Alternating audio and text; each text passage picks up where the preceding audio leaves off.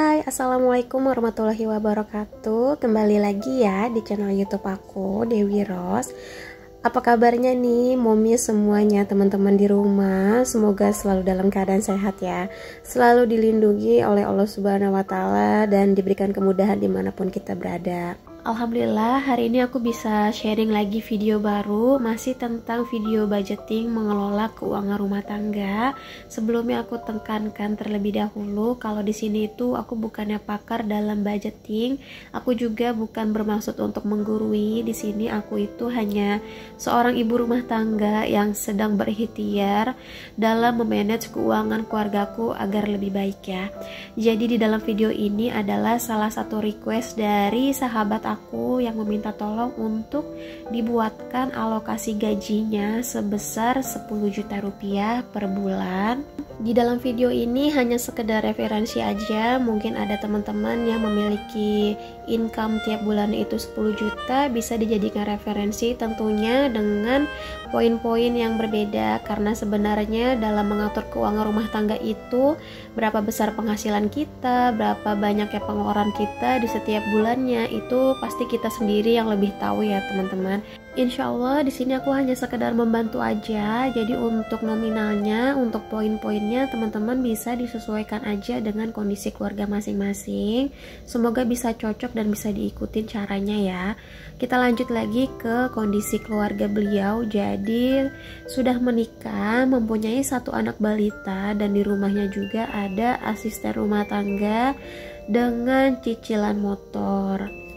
Untuk income utama di satu keluarga ini itu penghasilan dari suami istri sama-sama bekerja, maka dari itu mereka tuh memiliki asisten rumah tangga ya.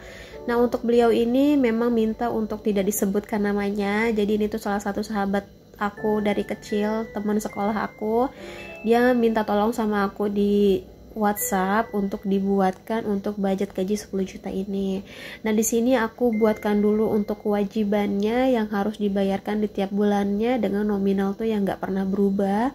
Yang pertama itu ada cicilan motor sebesar 800.000, lalu untuk kebutuhan anak itu ada 500.000, untuk gaji asisten rumah tangga ada 2.500.000, ini tuh untuk pengasuh anak aja ya, dan untuk orang tua sebesar 1 juta rupiah. Dengan income 10 juta satu bulannya itu menurut aku udah nominal yang sangat luar biasa, Masya Allah rezekinya.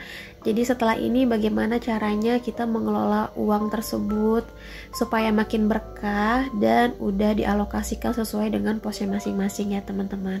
Karena biasanya gaji besar ataupun kecil itu tergantung bagaimana kita menggunakan uang tersebut ya teman-teman. Terkadang berapa besar pun gaji kita juga gak akan pernah cukup kalau kita tuh gak bisa menggunakannya dengan bijak. Jadi ini lanjut lagi, aku buatkan untuk alokasi gajinya itu menggunakan metode persentase 70, 20, dan 10%. Kategori yang pertama di sini aku masukkan untuk living dulu sebesar 70%. Kenapa aku masukkan untuk living dulu bukannya saving? Karena menurut aku di dalam suatu budgeting yang pertama itu kalau kita tuh belum tahu on track keuangan kita tuh tiap bulannya kayak gimana gitu ya, kita harus tetap mengutamain kebutuhan pokok kita dulu, kewajiban kita dulu di setiap bulannya.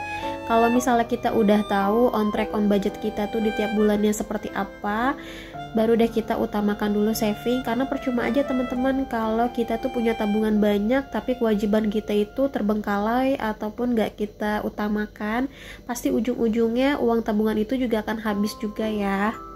Untuk living di sini 70%, jadi aku kalikan 10 juta dikali 70% itu jadi totalnya itu ada 7 juta rupiah ya teman-teman. Yang pertama kita masukkan dulu kewajiban-kewajiban yang beliau sebutkan, yaitu ada di cicilan motor sebesar 800.000, kebutuhan anak di 500.000, gaji ART 2.500.000.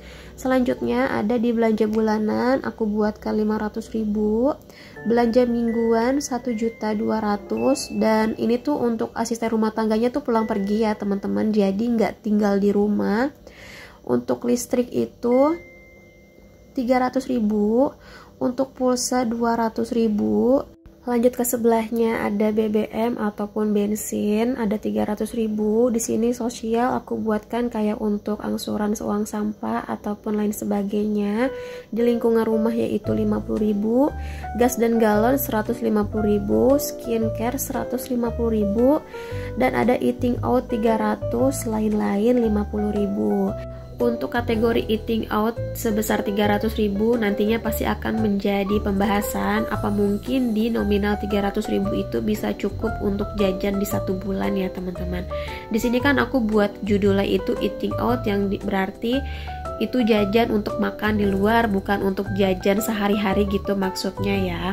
Jadi kalau bisa dibilang cukup atau enggak, di sini sebenarnya balik lagi ke personal kita masing-masing. Kalau misalnya memang rencananya itu ada untuk makan di luar, di mall ataupun di restoran, ya kita memang nggak bisa berekspektasi tinggi dengan budget yang kecil.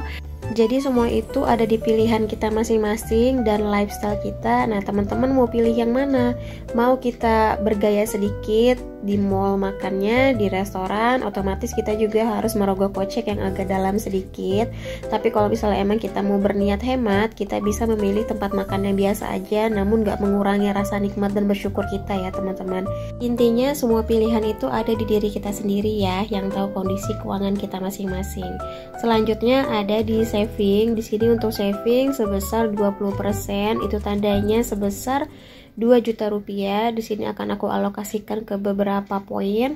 Yang pertama itu ada di tabungan sebesar 1 juta rupiah. Selanjutnya juga ada di dana darurat 500.000. Di sini juga aku masukkan untuk sinking funds mini aja sebesar 300.000, dan untuk healthy di sini aku masukkan sebesar 100.000. Yang terakhir ada sedekah, aku masukkan ke dalam saving karena ini sama aja ya, masukannya tuh ke tabungan akhirat kita sebesar 100.000. Jangan lupa teman-teman, besar kecilnya penghasilan kita, insya Allah kita bisa bersedekah ya. Untuk sedekah kita nggak usah nunggu penghasilan kita banyak dulu, dimulai dari yang kecil aja. Asalkan kita tuh ikhlas, kita niat, itu berkahnya Masya Allah luar biasa. Insya Allah nantinya akan digantikan yang berlipat-lipat ganda ya teman-teman, amin amin ya robbal alamin. Selanjutnya yang terakhir itu ada di kategori giving, yaitu sebesar 10%, jadi totalnya ada 1 juta rupiah sesuai dengan nominal yang beliau minta ya. Alhamdulillah ini untuk alokasi gaji 10 jutanya tuh udah selesai. Jadi kalau untuk ditotalkan dari living, saving, dan giving itu totalnya pas ya teman-teman, ada 10 juta. Jadi ini adalah referensi alokasi gaji 10 juta dari aku. Kalau misalnya memang ada beberapa yang tidak sesuai, teman-teman boleh diganti untuk nama poin dan nominalnya disesuaikan dengan kondisi teman-teman masing-masing ya. Jadi nggak usah berpatokan dengan nominal dan nama-nama kategori yang aku sebutkan di sini. Karena walaupun penghasilan kita tiap bulannya nominalnya sama, belum tentu pengeluaran dan kebutuhan kita juga sama ya teman-teman. Jadi untuk nominalnya teman-teman bisa disesuaikan aja, nggak usah dijadikan patokan di dalam video ini. Selanjutnya di sini akan aku buatkan sedikit notes. Yang pertama, memanfaatkan tabungan untuk investasi ataupun tabungan jangka panjang. Di sini udah aku alokasikan untuk tabungan itu sebesar 1 juta rupiah. Mungkin nanti kedepannya bisa dibagi dua, 50% untuk investasi, 50%-nya untuk mulailah alokasikan untuk pendidikan anak kedepannya ya. Seperti yang kita tahu, untuk pendidikan anak setiap tahunnya pasti akan ada inflasi, kenaikan. Jadi kalau kita nggak mulai dari sekarang untuk menabung pendidikan anak, kapan lagi ya teman-teman? Menyicil tabungan untuk pendidikan anak dimulai dari sekarang itu malah meringankan beban kita dengan menabung nominal yang kecil aja dulu. Selanjutnya kalau misalnya memang ada sisa anggaran di setiap bulannya, itu nantinya bisa dimasukkan untuk tabungan sinking funds ya teman-teman. Mungkin kalau sebelumnya ada sisa uang di dompet, bisa dibelanjain untuk beli sesuatu yang sebenarnya tuh kebutuhannya tuh konsumtif, nggak penting-penting banget. Mulai sekarang bisa dibentuk dengan habit yang baru, memasukkan sisa anggaran ke dalam sinking funds ya. Mulai dari yang nominal terkecil aja dulu, kalau kita kumpulin, kita berhasil, nanti pasti ketagihan. Pokoknya dicoba aja dulu ya teman-teman. Selanjutnya Berapapun penghasilan kita, besar atau kecilnya, kita wajib banget menyisihkan sedikit rezeki kita untuk bersedekah, karena dengan bersedekah tidak akan mengurangi kekayaan kita ya teman-teman. Nggak akan mengurangi rezeki kita, justru insya Allah itu akan menambahkan rezeki kita berlipat-lipat ganda dan lebih berkah lagi. Mungkin memang terlihatnya kalau kita mengeluarkan uang untuk bersedekah mengurangi nominal uang yang kita punya saat ini, tapi sebenarnya itu adalah tabungan ya teman-teman. Tabungan di akhirat kita yang insya Allah nantinya akan digantikan yang lebih baik lagi. Poin yang kelima itu, hidup yang sederhana adalah hidup yang bahagia. Kenapa sih bisa seperti itu? Karena di era zaman sekarang banyak banget yang berlomba-lomba ingin menjadi orang lain, yang sebenarnya tuh itu bukan diri kita sendiri, cuman hanya karena kebutuhan konsumtif aja, cuma karena hedonisme aja. Sebenarnya itu nggak baik seperti itu ya teman-teman.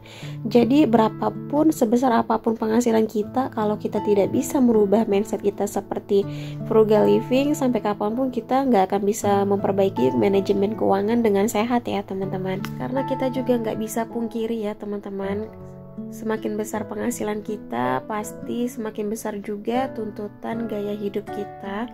Semoga aja kita salah satu yang masih bisa mengontrol hawa nafsu kita, karena tetap kita juga harus selalu ingat ya, bukan gaji kita yang membuat kita itu menjadi kaya raya, melainkan cara kita menggunakan uang tersebut dengan baik ya teman-teman. Sebesar apapun penghasilan kita, rasanya tuh gak akan pernah cukup kalau kita mengikuti selalu untuk gaya hidup. Tapi insya Allah sekecil apapun uang kita, kalau kita bisa nge-manage-nya dengan baik, mengelolanya dengan baik, menggunakannya dengan bijak, insya Allah itu akan cukup ya teman-teman bila digunakan untuk hidup. Tips yang terakhir, jangan lupa setelah melakukan alokasi gaji, uangnya diposkan ke dalam dompet disiplin. Kalau belum ada dompetnya, bisa digunakan amplop aja, yang penting uangnya dipisah-pisahin dulu. Kalau teman-teman lagi ada rezeki lebih, bisa dibeli dompet disiplinnya yang murah dulu aja, kayak punya aku ini harganya cuma belasan ribu. Teman-teman bisa klik aja, linknya ada di bawah ya. Segini aja video aku kali ini, semoga bisa diambil sedikit manfaatnya ya. Ambil aja yang baiknya, yang jeleknya gak usah ditiru. Kalau memang kita ada perbedaan pendapat, semoga kita tetap bisa menghargai pendapat kita masing-masing ya. Kalau teman-teman suka video ini, jangan lupa ya untuk like, comment, and share. Aktifin juga loncengnya supaya kita ketemu lagi di video selanjutnya. Bisa follow aku juga di Instagram di @dewiros, atau langsung klik aja linknya ada di bawah. Wassalamualaikum, bye.